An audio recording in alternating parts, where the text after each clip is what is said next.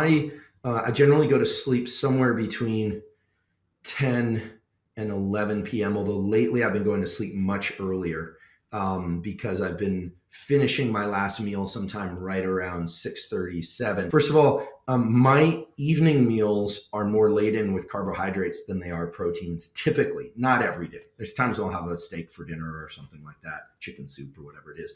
But it's very clear that fasting and low carbohydrate meals, I'm not saying diets overall, but meals, that those lend themselves to more alertness and focus. And a lot of people say, well, how can that be? The brain uses glycogen, you need carbohydrate. Well, when you eat a meal that is slightly devoid of starches, it creates a sense of alertness because there's actually a mild adrenaline response. So what I do is I'm rewinding a little bit into the earlier part of the day, but I fast until about 11 o'clock. I usually get my exercise at some point before 11 o'clock or noon. I'm not super strict about that. Then my meal is generally some meat, a salad, something low carbohydrate. If I train really hard, I might have some rice or oatmeal or something like that, and some fruit. And then in the afternoon, I have a snack, which is also pretty low carbohydrate because I want to have that alertness, and I'm drinking caffeine. So I'm kind of humming around, doing my work and trying to get into that high focus state. For dinner, I generally will eat pasta or something that includes more starches because starches are known to actually reduce cortisol levels in the body. This is why we eat comfort foods. Most comfort foods involve eating foods that are pretty carbohydrate laden because there's a pathway involving carbohydrates and the amino acid tryptophan that converts to serotonin, and it essentially blocks the cortisol response. A lot of people that are on very low carbohydrate diets, I have no problem with that if people do ketogenic diets or low carb diets, but those people often have a hard time sleeping. They have to rely on a lot of sleep supplements or medication. We'll talk about supplements in a minute because there are some excellent ones. So in the evening, I tend to eat pastas and rice and soups, and I still eat some protein, but from clean animal sources because that's what works for me. But I generally am shifting my whole system towards more quiescence. I might do a little bit of work in the evening. We are not big screen people in the evening. I do read books. Generally, we end up hanging out, just talking and listening to music and things like that.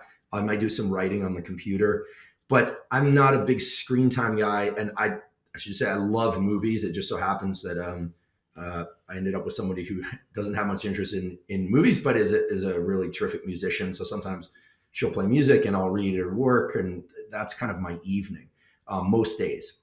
Sometimes dinner with friends, or if it will happen, of course. So right around 8 or 9 p.m., I start bringing the lights down. In fact, I have a real sensitivity to the overhead lights because I'm so used to this pattern. So I start dimming the lights in the evening overhead. And then for the transition to sleep, I do keep my phone out of the bedroom as much as possible. Sometimes I'll use it as an alarm, but I'll put it on airplane mode. If I'm feeling a little too alert, I remember two things. One, the biggest peak in alertness actually occurs about 90 minutes before your natural to sleep time. A lot of people don't know this. This is beautiful work from Chuck Zeisler's lab. He's an MD out of Harvard Medical School. And what he discovered in tracking people's wakefulness and activity patterns is that they're buzzing around all day doing things ideally, but then right before their natural pulse and melatonin takes off, they have this peak in activity. And this, I think, probably harkens back to some need to tamp down all the safety leaks that might be in one's environment, and get everything prepped, because when you're asleep you're actually pretty vulnerable to predators and attack and things of that sort. That's the rationale. Nobody really knows, but you can essentially figure out your best to bedtime by when you have this big peak in activity, and then it kind of subsides. So sometimes if I'm feeling a little too alert and wide awake, what I'll do is I'll just remember that that's going to pass naturally. And I'm not neurotic about it, but I have to say I generally don't do too much screen time viewing or arguing or parsing of hard ideas before sleep. I try and kind of shut that down. And people vary, but some people are just really tend to be very forebrain oriented, as I call it. They're thinking and anticipating all the time. It's good to try and taper that off. One of the absolute most powerful tools that has come into my life in the last decade, and that my lab works on, and there are people in psychiatry at Stanford that are also working on, is a practice that I call non-sleep deep rest, which is NSDR. You can do NSDR first thing in the morning if you ever wake up and you did not get enough sleep. I often wake up and feel, I didn't get enough sleep. I'll do a 30-minute NSDR, and I come out of that feeling terrific, as if I got a full night's sleep. And I do this almost every day at some point. I might do it in the afternoon, or if you wake up in the middle of the night and you're having trouble falling back asleep, I highly recommend doing this, because even if it doesn't put you back to sleep, it's better than being awake and ruminating. And you're teaching yourself to fall back asleep. You don't have to do it every day. You could do it maybe once or 3 times a week. And what you're doing is you're learning how, when you wake up in the middle of the night, you go to the bathroom, you come back, you're like, oh, now my mind is racing. What do I do? Instead of getting on your phone, you can start to use some of the progressive relaxation that you learned from those scripts, or you can actually do those scripts. And so I tend to do those in the evening or when I wake up in the morning. And that greatly facilitates my transition to sleep and just being a more rested person. Now, in terms of supplements, I'm a big believer that supplements are powerful and are often a terrific replacement for prescription drugs. Not that there aren't terrific prescription drugs. I mean, many people benefit from prescription drugs. I take a few. But I think that many people rely on things that are excessive and habit forming, expensive and unnecessary. But I will say, first off, behavioral tools should form the foundation of all your sleep tools, your wakefulness tools. Behaviors first, behaviors first, behaviors first, for one simple but important reason, which is that behaviors rewire your nervous system. They engage what we call neuroplasticity, which is your nervous system's ability to change. You get better at falling asleep when you do NSDR or Reverie. You get better at waking up and feeling alert when you view bright light in the early part of the day. With supplements and things of that sort, your system can react in the moment, but it doesn't rewire. It doesn't get better, such that if you don't take that thing, you're just where you were before. Now, that said, there are some supplements that have been tremendously helpful for me for sleep over the years. And I know now that there are, humility aside, just from having blabbed about these on various podcasts, including mine, I think there are probably hundreds of thousands of people taking these things. And I want to be very clear that I have no financial relationship to whether or not people take these things or not. My podcast is sponsored by a supplement company, but I'm not even going to mention it. I just think find the lowest cost, high quality source you can. There are many. And so the 3 things that really can help with the depth and transition to sleep are magnesium threonate, THREONATE, magnesium threonate. An alternative, which is just as good, is magnesium bisglycinate, BISGLYCINATE, bisglycinate, either one. And what you're looking for is to get somewhere between 100 and 200 milligrams of those. Sometimes you'll see on the bottle it says 2,000 milligrams. That's the elemental magnesium. It'll also see a smaller number. Go with the smaller number.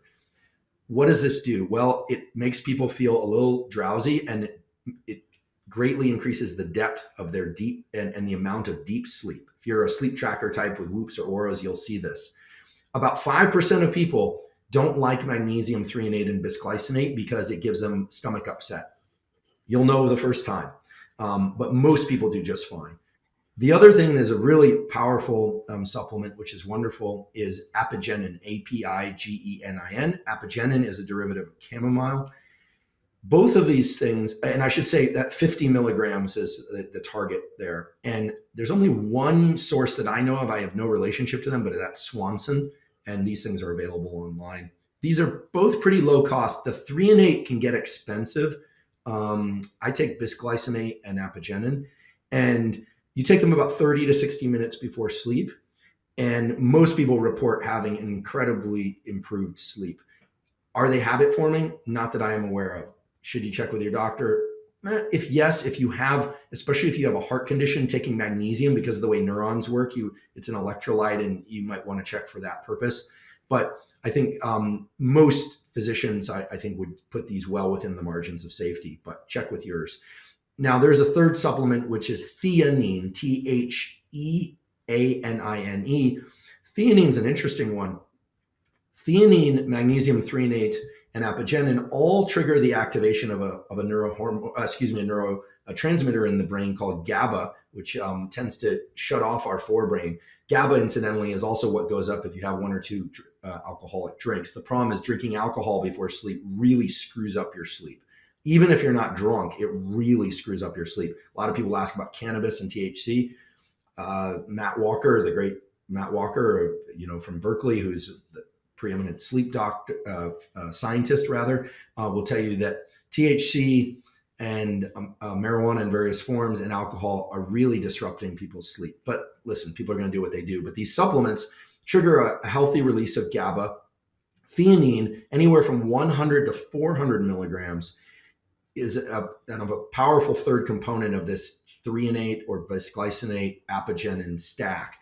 And theanine is interesting, though. Your dreams will get very vivid. People who have night terrors or who have who sleepwalk should not take theanine. Theanine is actually showing up in a lot of energy drinks now. Companies are sneaking theanine into drinks during the day and even into coffee because it eliminates anxiety a little bit and it eliminates the jitters. You can drink twice as much caffeine. You could drink 4 of the same energy drink that normally you could only have 1 of if they stacked theanine in there. So you might also want to take a look. I'm not a big fan of energy drinks. I am drinking some yerba mate tea this morning, but that's all that's in it. But theanine is a great addition to this evening supplement stack. And I do that about 30 to 60 minutes before sleep. One last point about sleep. If you wake up in the middle of the night, turn on as many lights as you need in order to navigate around safely. But again, try and keep the lights low.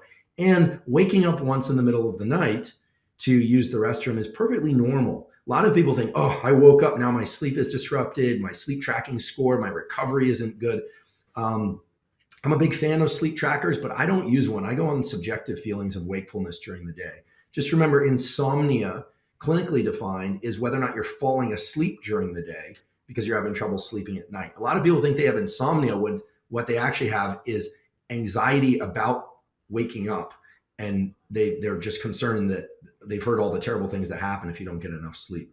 So I think that hits the major things. Obviously, you don't want to drink so many fluids before sleep that you're waking up all night to use the restroom. One of the nice things about a carbohydrate rich meal in the evening is carbohydrates actually hold water.